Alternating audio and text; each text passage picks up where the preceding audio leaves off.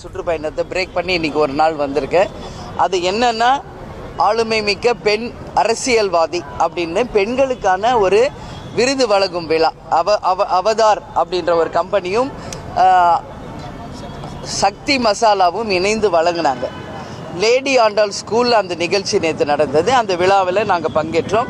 அப்போ சுதேஷ் அவர் பேசுகிறப்போ அவர் சொன்னது பொதுச் செயலாளராக அம்மையார் ஜெயலலிதா அவர்கள் இங்கே சிங்கப்பெண்ணாக இருந்தாங்க. அவங்களுக்கு பிறகு என் சகோதரி ஒரு கட்சியினுடைய பொதுச் செயலாளராக இன்னைக்கு இவங்களும் தன்னுடைய முழுதுமாக அரசியலில் ஈடுபட்டு இன்னைக்கு சிங்கப்பெண்மணியாக இருக்காங்க அப்படின்னு அவர் பேசினார்.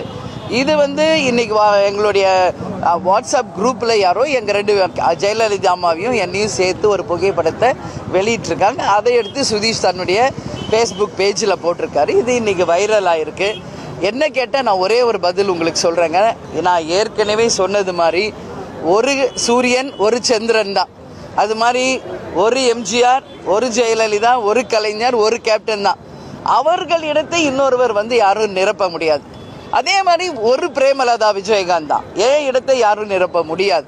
ஏன்னா இன்றைக்கி கேப்டன் இல்லாத போதும் அதே கேப்டன் எனக்கு கொடுத்த அந்த பயிற்சி, நம்பிக்கை, தைரியம், அந்த உறுதியோடு இன்றைக்கி கேப்டன் வழியில் நானும் எங்கள் கழக தொண்டர்களும் நிர்வாகிகளும் இன்றைக்கி பயணித்து கொண்டு இருக்கிறோம்.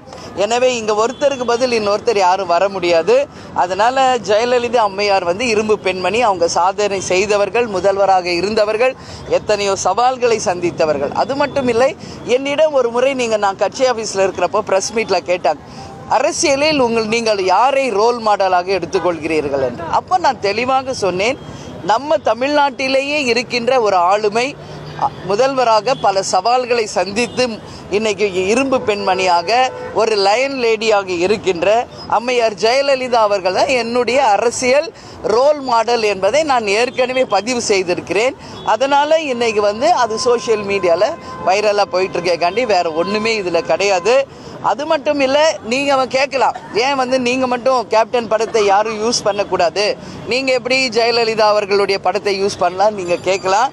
அதுக்கும் நான் பதில் சொல்கிறேன். கேப்டன் அவர்கள் எம்ஜிஆர் அவர்களை தன்னுடைய மானசீக குருவாக நடிகராக இருந்த காலத்திலிருந்து அறிவித்தவர். ஒவ்வொரு பிறந்த நாளுக்கும் எம்ஜிஆர் ஸ்கூலுக்கு 50,000 அந்த குழந்தைகளுக்கு உணவளிப்பதை பல ஆண்டுகளாக வறுமை ஒழிப்பு தினமான ஆகஸ்ட் 25 கேப்டன் தொடர்ந்து நடத்திக்கிட்டு இருக்கார்.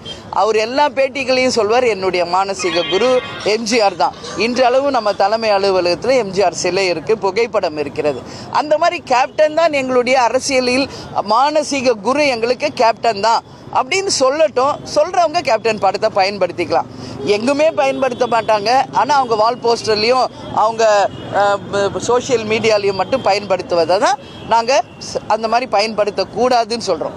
கேப்டன் தான் எங்களுடைய மானசீக குரு, அவர் தான் எங்களுடைய அரசியல் குருன்னு சொல்லட்டும்.